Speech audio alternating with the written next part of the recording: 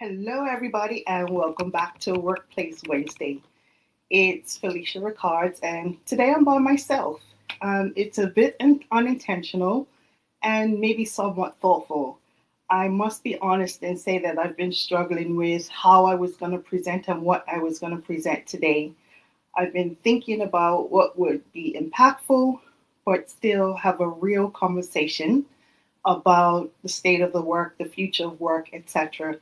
So, right up until this morning, I had my topic ready and I was thinking, is this right? Does this feel good? Does it feel like it's going to connect? And I'll be honest, I don't know why I was struggling with it, but that's the reality of life. And I just wanted to share that with you today.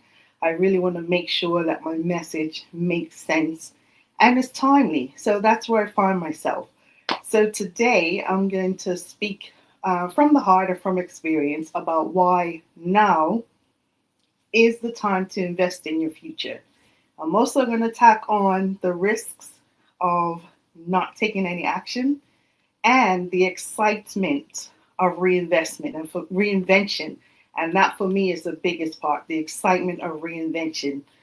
So stay with me. It's going to be a little bit shorter today, maybe about 30, 35 minutes, but I want to hit all of the important points.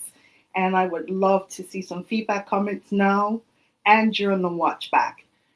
So let me start by going back a little bit. So in May of 2025, myself and my amazing associate partner, supporter, friend, and valued member of my network, Zena Collins, started speaking together on Wednesday, Workplace Wednesday, and the two of us would kind of wax lyrical, discuss relevant topics around the workplace, and we give our perspectives. Her from a background in as an EY consultant and a business owner, and myself also from a financial services leadership perspective, and 7 years in kind of, advising and coaching at this point across about 20 countries. So all types of backgrounds. And about 10 weeks ago, I switched the format a bit and I started to focus on social impact leadership. And for me, that was important because I wanted to make a switch to what was important to kind of have value and not just be work and speak about work and speak about profit, money, strategy. I wanted to bring an element of giving value and belonging. And I know that's really important in today's workplace. So I've had some amazing guests. I'll do a recap of the guests, not today, maybe next week. But it brings me to today, now in December, which is my birthday month. And I mentioned on LinkedIn a few days ago, actually, that I'm celebratory. I'm celebratory this time of year every month. It's a good time for reflection. And it's also a good time to think about what is next and how to reposition myself, yourself for the upcoming year. So this is perfect and timely. And I'm not sure why I was struggling with what I was going to present today because it fits. So that's where we are. That's kind of the background on how we got to be here today. But the world of work is changing. And even up until this morning, I have been receiving messages from people who are potentially being displaced, think they may be displaced from the workplace, or they have been displaced from the workplace and struggling about what to do next, how to approach it. And in some cases, maybe unaware that this was coming down the pipeline, or even kind of not prepared for what they may do next. And the line of conversation has been around, I need to find a new job, which makes perfect sense. So today I want to speak about taking some time during this month, valuable month of December, and determining how to reposition oneself, considering that the world of work is changing. And the value system that I think was tied in with the world of work has been realigned. So let me explain. In the kind of baby boomer era of the workplace, one could go out and get a job and maybe expect or anticipate, let's use the word anticipate, having constant, continuous employment, maybe even with one company for their lifetime. So at the end of that kind of tenure of employment, there could have been what's called a golden handshake. Thank you for your 30, 40, 50 years of service. Um, Gold watch, retirement party, cake, some wine. That was actually very typical. Long serving employees, one or two employers over the lifetime, and to kind of move around between employers was actually frowned upon. And I can even remember a time when it was somewhat frowned upon to have a number of employees on your resume or CV, depending on where you are in the world. So that era of employment does not exist. The workplace has changed. The value, I guess, proposition of employers has changed. And then also, realistically, business owners have shifted a lot of their priorities to efficiency, effectiveness, even profit, let's be honest.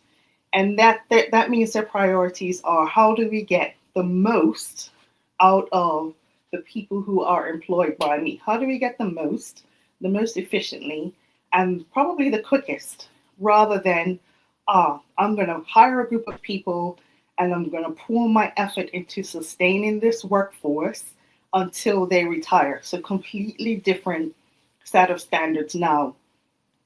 So one of the hard lessons is, in reality, nobody owes you a job.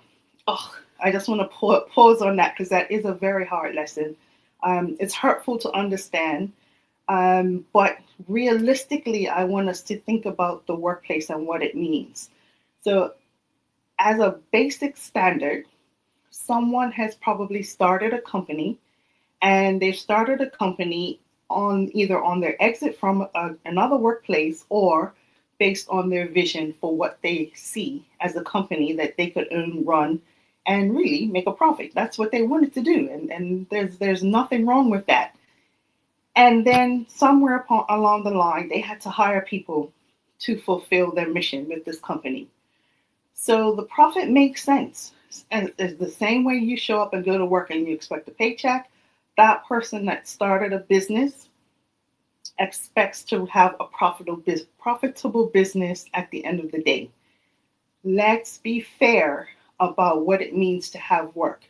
So in reality, we're not owed work by anybody. And that's probably one of the hardest lessons. So when people say to me, oh, I got to get a job, and I know exactly what that means. Oh, I need a job. I need a job.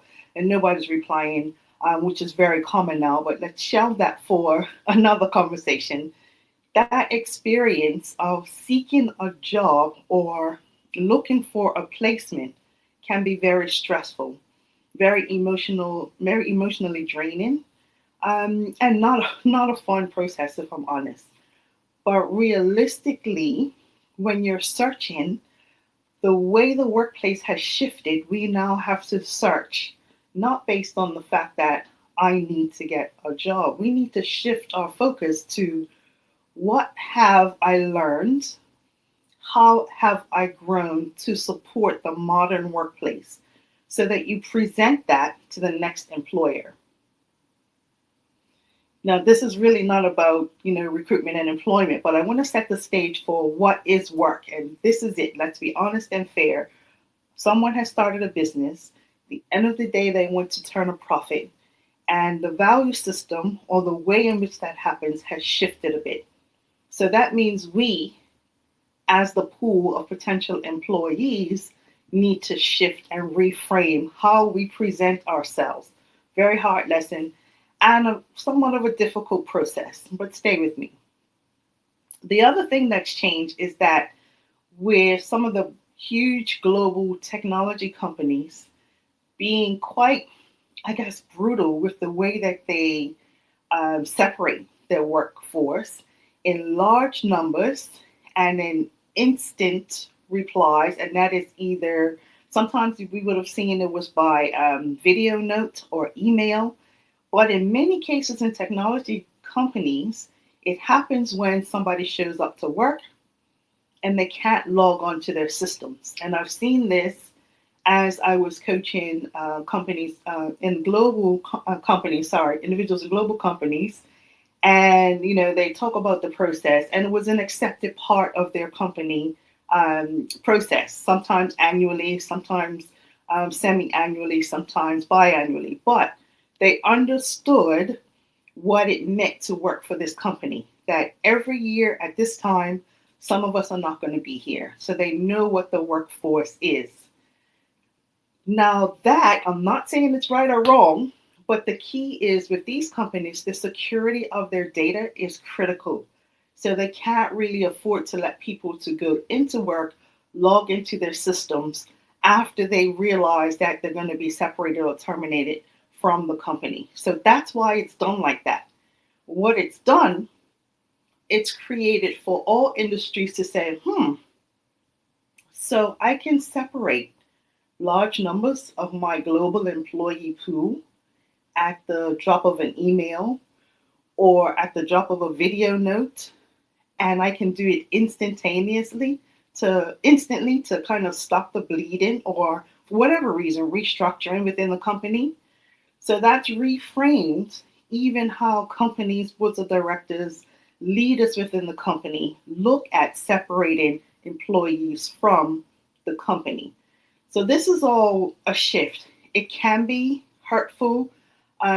People will say, oh, I've given everything. I've worked so hard. I don't understand. The reality is that the way of the workplace has changed somewhat because of how technology is completely entwined in so many workplaces. And companies need to protect their information, their systems, their proprietary information, so that competitors don't get their hands on it, if at all possible. So that's kind of a little, I guess, setting the stage for how we have evolved. We've come here from baby boomers, working through their lives, having that golden handshake, retirement party, cake, etc., to actually, I'm going to run a business and I'm going to run it quite in a streamlined fashion. And sometimes I may need large numbers of employees, and sometimes I need to shrink my employee pool very quickly in order to meet my objectives. So let's just take a breather on that and just let that sink in, because it's important, I think, to make sure that we understand what work is. Work is different, just in definition, and in what we can expect or should expect when we're applying for and when we're moving into a workplace.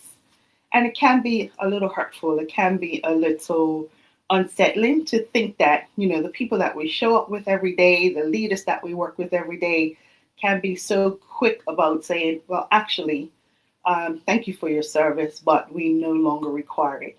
So let's start there with what is work. And yes, thank you, Zena. Reframing is key. The world is not the same. So that's a little intro. So thank you for bearing with me, because I think it's important to set the stage. So why now? Why is it important for you to invest in your future? All of what I just said, because companies are putting their own priorities first. Now, what that means for us is that we should constantly be scanning the horizon to listen out for those buzzwords, to actually read and digest the information that is being shared in our internal emails, inboxes, the company reports, the messages from leadership, particularly the CEO and the boards, and listen out for the keywords that might be kind of triggers around, things are going to change, and quite quickly, because companies will drip feed you. And I've seen this done, and especially when I've been on leadership teams, they'll drip feed you kind of the state. This happened this quarter, positive revenue, etc. They'll let you know what's happening. If you start to hear the same messages for 2 or 3 quarters, then your attention should be perked up a bit. Listen out for what's happening with the leadership team. Is somebody leaving abruptly? Are new leaders coming in? And I always liken it to a sports team. Okay, every time a new manager comes in, no matter how rich, powerful, or amazing you are on a sports team, you should be wary that the new leadership is going to probably look at things differently and they're also going to probably want to make a quick impact. Mergers and acquisitions are a perfect example. Right now, two of the leading companies in financial services that I work with have recently merged. And now what's happening, of course, is individuals are saying, actually, this merger is firm, fast, and final. And I'm realizing I'm being displaced in that process. So listen out for the keywords and start to scan the horizon and determine what this means for you. Have a look at what other departments are doing. Have a look at, is there somewhere else in the company that's attractive to you, that where you may be able to learn another skill set. Have a look at something that you may have wanted to learn, but just haven't pulled that, pulled the trigger yet on what you wanted to learn. So have a look at those. Why now? Because change is happening so fast. If we look at something simple as a cell phone or mobile phone, depending on the country that you're in, and look at how quickly it's evolved. I can remember being a leader in sales, and actually 1 minute we didn't have any devices and we could leave on a Friday and that was it. Good night and we'll see you on Monday. Until today, where now obviously workplaces really expect you to be clued in even on the weekend. So you have these devices that are attached to your hip almost. Skills are becoming outdated very quickly. So I hear sometimes people say, "Oh, I work so hard at this job," and I hate to be the bearer of bad news, but working hard is kind of a minimum standard. That is not a value add as an employee. So why now? Your value add has to be, this is my skill set that matches the current world, not the world when you first were hired. And that's really important because the world of work when you were hired is completely different. So if you are competent hire date, especially if we're talking about years of employment, then your competency now, you need to demonstrate what your value is based on the current world of work. And that is going to be critical. So what are you bringing in today's competitive market, in today's technology-driven marketplace, and helping your department, your company to be best in market.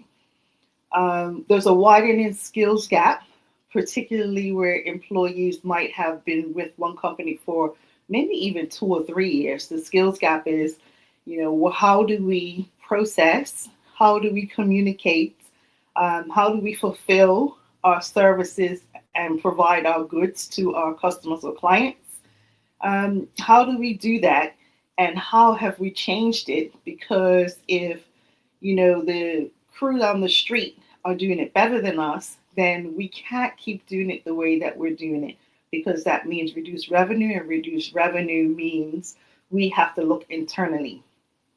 An easy way to look at it, I've said to entry-level employees sometimes, if you are hired to sell shoes and you are hired on a particular hourly rate or a salary, understand how many pairs of shoes you need to sell for your employer to pay you your income, your salary.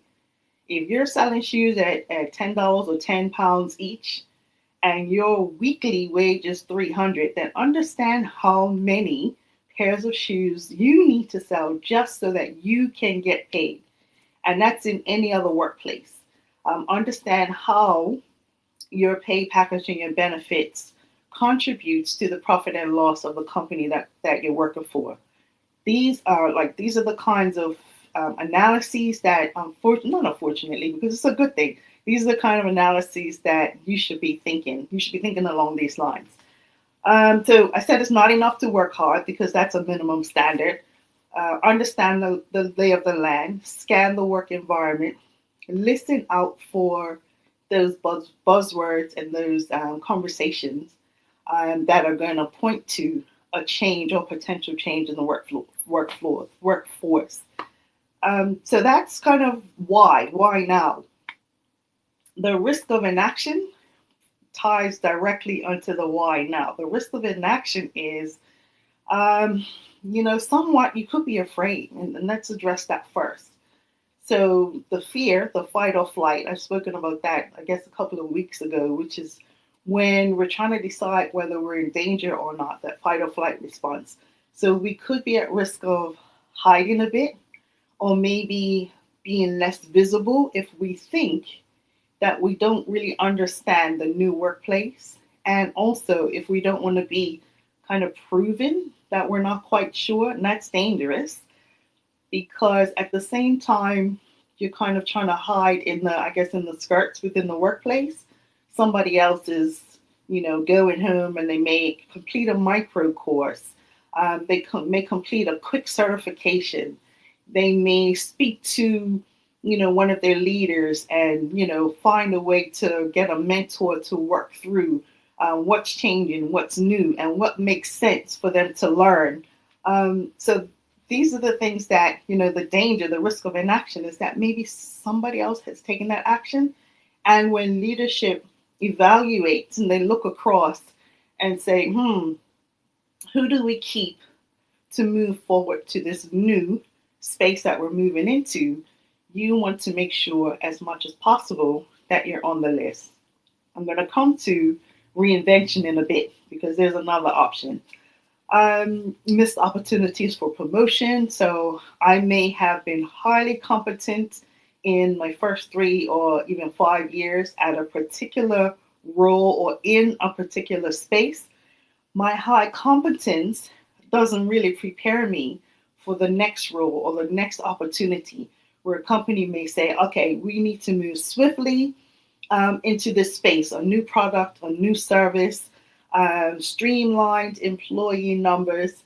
And if you've been highly competent only at your current space and your current production, and you haven't prepared yourself for what's next, you could be at a disadvantage. So that's another risk.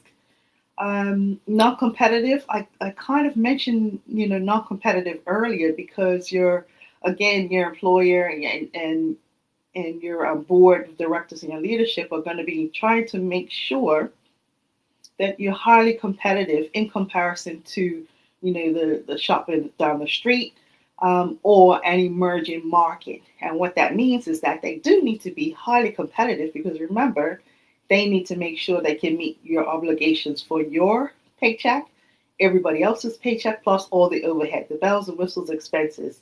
So keep aligned with what are some of the new kind of lines of business or services that we may be able to offer. Have a look at what your competitors are doing, because the risk is if you're unable to maybe advise or maybe say, I want to lead an investigation into what we could do maybe in a couple of years' time or next year or even later this year, the more input that you have in the process of change, the better standing that you will be. No guarantee, but the better standing that you'll be in. And then another potential risk is just feeling stuck. And I can tell you from experience, one of the worst feelings is just feeling like you are showing up every day, but not necessarily in the right place. Because there is an alignment and there's a value proposition that should also be happening as you're reviewing this as well. So the alignment is this still really the best place for me? So I'm showing up, I'm still getting my paycheck, but that's really all I feel that I'm getting out of this experience. So the risk is intrinsically, internally, that you're not excited anymore because you're spending time hiding. You haven't really kept pace with change. And then you're also wary and fearful of the threat that you think may occur. So you're constantly tense. And that's not a good feeling in the workplace. With everything else that's going on, there is no value in kind of showing up and just being withdrawn day after day, hour after hour. So that's a value proposition. And then the alignment is this still a fit for me? Based on the fact that internally I'm feeling a little disjointed, your body will tell you maybe headaches, maybe fatigue, maybe anxiety, even maybe irritability. Is this still alignment with the type of place I do want to work, and is it still alignment with the type of work I want to do?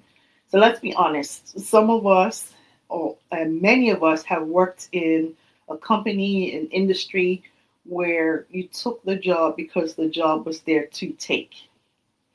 And I want to be quite clear on that. That's perfectly fine. So if I reflect back to my early career coming out of university, the roles that I had, I never thought I'd be working in that space. And that first role was at AIG, so financial services, which was fine. It was a great opportunity. But if someone would have asked me if in university, that would have been the last place that would have come to mind that I would be working at. So sometimes we take the job for the job. And that's the honesty conversation that we have to have with ourselves. So these are the risks of inaction. The risks of inaction, and they usually will manifest themselves internally. So discomfort, maybe ailments, maybe illness. But this to you is when you say, listen, I'm not sure, if this is the right place for me.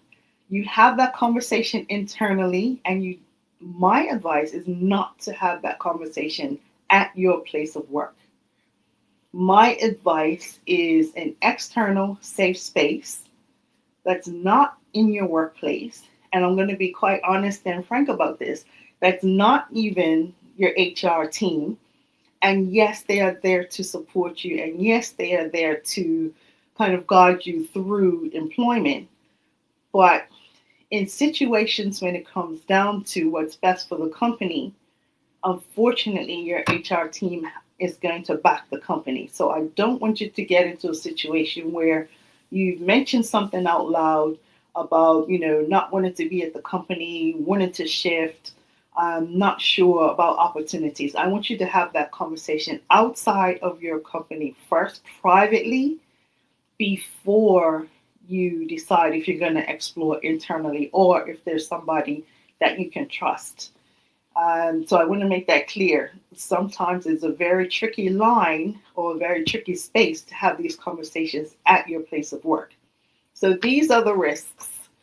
On the other hand, the excitement of reinvention is where I want to spend a bit more time, because the excitement of reinvention is, listen, who am I as a person?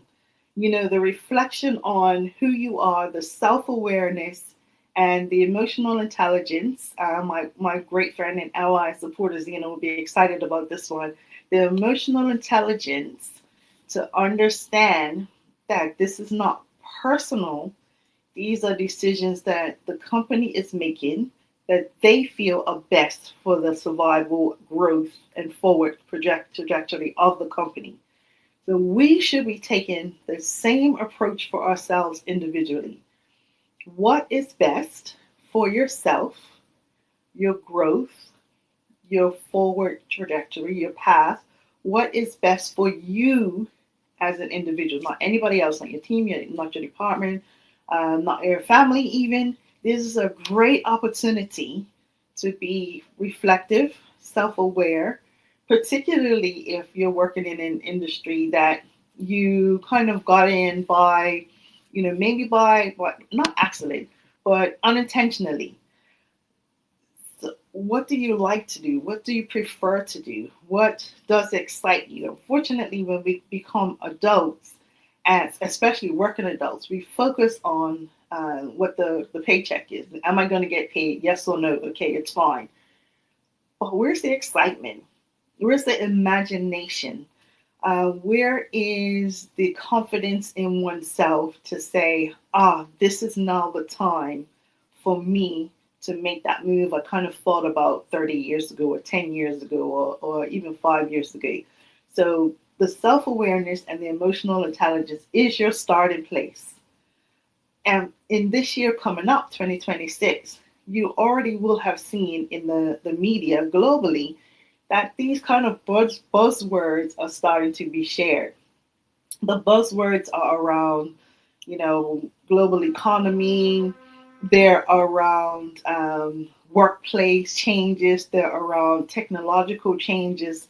So when you're hearing these, you know coming up in 2026, companies are going to be changing, reframing, repositioning. And this is a perfect time for you to do the same. Change, reframe, reposition. Become attractive in the space that you want to be, not the space that you currently are in. So become attractive in the space that you want to be, not in the space that you're currently in. So the other risk is, not being ready for promotion, not being able to provide solutions that your employer is looking for, or suggestions, or just be involved in the conversation, the change conversation, because that's what we're moving towards. And those are the risks of inaction. So for you as an individual, the next step is, so what do you do? What action do you take? You've evaluated, you understand why now, why it's important, why the workplace is not going back. So we're not going to go back to a workplace where there are no desktops and laptops. We're not going to go back to a workplace where people don't have cell phones at their fingertips all day. We're just not going to go back to a workplace that is probably really focused on showering love and affection on employees. It's going to be focused around what you can deliver, productivity, and how you help the company move forward. So that means there are ways for you to kind of say, I've evaluated this. I want to try and, maybe move to another company, maybe move to another career. And that's kind of the starting point. Is this the same career path for you? Yes. Okay, fine. So how do you redefine or reinvent yourself in the current career? And if not, how do you reinvent yourself for the space that you want to move into? Starting with, of course, the obvious, which is learning and development and coaching. So I want to start there. Learning and development should be part of your career, full stop. So if you got the job and you're in the job and you kind of do the work and the work is done accurately and it's on time, that's fine. If you have not advanced your learning during your career, you've already fallen behind. So learning and development, number one. Coaching and support, number two. Because coaching and support is going to help to prepare you, help you to become more resilient, help you to become more confident to showcase yourself either to another employer or to promote yourself as a business owner, a founder, and the CEO of your own company. And it does take work. It sounds simple, and I've done this. It sounds simple when you're at the place of work and you think, oh, my brain is full, I can do this anywhere. But in reality, if you're gonna make a decision to move out into your own space of consulting and business ownership, one of the biggest challenges is not knowing the stuff. The biggest challenges is the continuity of productivity and delivery and emotional regulation and stability to get through each day, because it can be a roller coaster. It's different when your company is going out there and advertising and marketing and getting the clients, and you have to either service them or create the product for them. But when you are now the one that's tasked with that, there's a difference required in your emotional regulation. So I just want to put that out there very, very clearly, because that's a huge one. Strengthening your brand. And your brand is, of course, who you are, what people think of you when they see you and they hear you.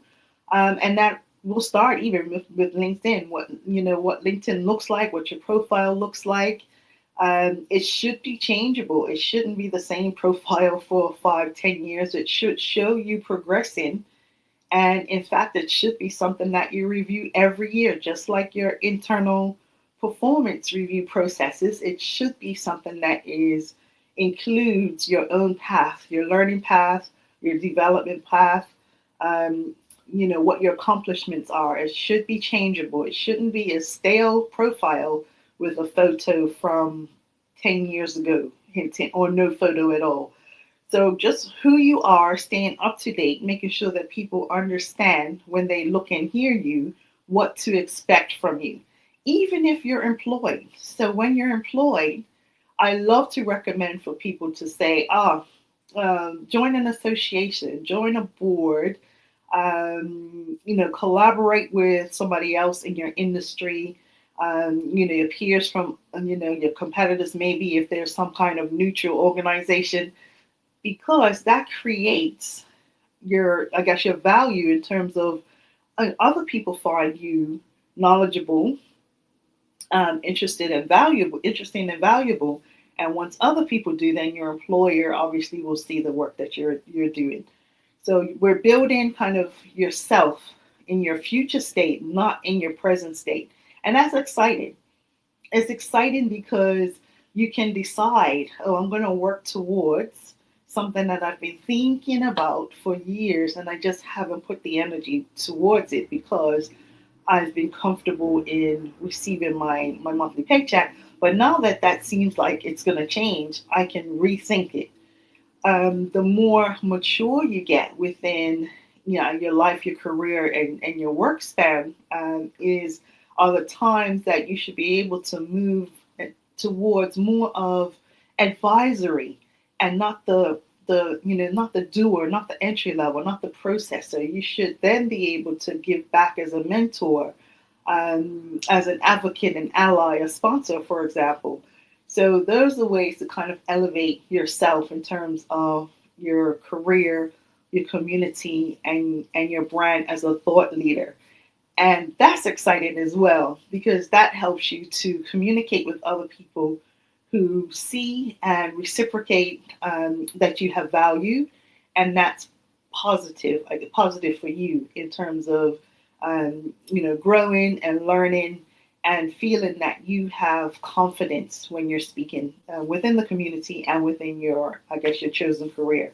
So a little bit of history, a little bit of intro, why now, risk of inaction, and then now we're talking about the excitement of reinvention. Um, Prioritizing your mindset, and your well-being, because now you realize there's a shift that's going to happen. Either the shift is you're going to change within your company, outside of your company, or maybe change the type of business or how you operate business, and your mindset and your well-being is going to become a priority. You're preparing yourself for a change that's going to create a difference in, I guess, your emotional stability. So prepare earlier. Make sure that you are managing your physical well-being, your mental well-being, and make sure that you have a support system that's outside your current workplace. Because if you have a support system outside your current workplace, then you have, somewhere to go that, maybe in confidence, or maybe to, kind of get validation for some ideas that you're thinking about but haven't acted on yet. So let me pause for a minute, because this is the most exciting part, the reframing and the reinvention. Stop and celebrate. And I pause intentionally because once we start to move forward with plans and change and, decide this is what we're going to do, and we're going to learn, and we're going to figure it out, and we're going to complete this certification, we do need to breathe and pause and celebrate each step. And that helps to prevent overwhelm. And the overwhelm is because you might take a bit of time to get to that place that you want to be. And you don't want to kind of constantly feel like you're not making progress, or you haven't achieved the way you had wanted to achieve. So make sure that you stop, you celebrate, and you kind of understand that each little step is important and critical to where you want to get, or the change that you want to make. So let me just recap, because that was a lot, and I feel like I've spoken a lot, and I hope I've kind of met all of my points. But today I did spend some time just in a quiet room just to reflect, because there were so many messages coming to me earlier this morning, and I hope that you've gained some value out of this conversation. Scan your environment, Understand the keywords in your organization that might indicate upcoming change. Have a review of your value system. Is this career, this role still the fit for you? If not, why not? And then if not, what might you want to work towards? The reinvention comes from understanding realistically and honestly what that may be for you in the future, and rebranding, reprioritizing your actions and how you spend your time to create that person that you've decided that you want to become. So that's my reinvention. Before I close, because I did speak about micro learning, stretch projects, etc., I just want to share a project that I'm working on. And I mentioned that this is my birthday month, and my birthday month is celebratory. So, as part of the process to, I guess, sharing and more about how to move forward, I'm going to be sharing a series of micro courses. And one is Safeguarding Your Career in an Uncertain Job Market. I'm going to share this information in the comments for this event. And the other is Navigating Toxic Work Environments with Strategies for Resilience, because the environment, particularly if there are changes pending and there's tumultuous activity within the company, can get quite stressful. So my series is going to run over the next couple of weeks, and it ties in really with the messages that I've been receiving in the past maybe month.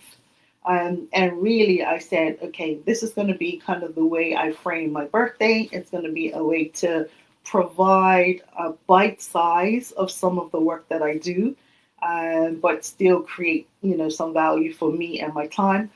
I'm only allowing for a really small number of people, and I'll be fair. It doesn't matter to me if there are only 2 or 3 people, because this is the kind of thinking and content and framework that we should be prioritizing for the future of work. So share this in the content as well. And then as I wrap up, I want to thank you if you've listened live or if you're watching the feedback or the playback. And I would love to hear if you think you're still aligned with your current work, and if not, how you would like to go about reinventing yourself. So thank you for your attention and your time. It's Felicia Ricards, and it's Workplace Wednesday. Have an amazing rest of the evening, and I hope to see you soon.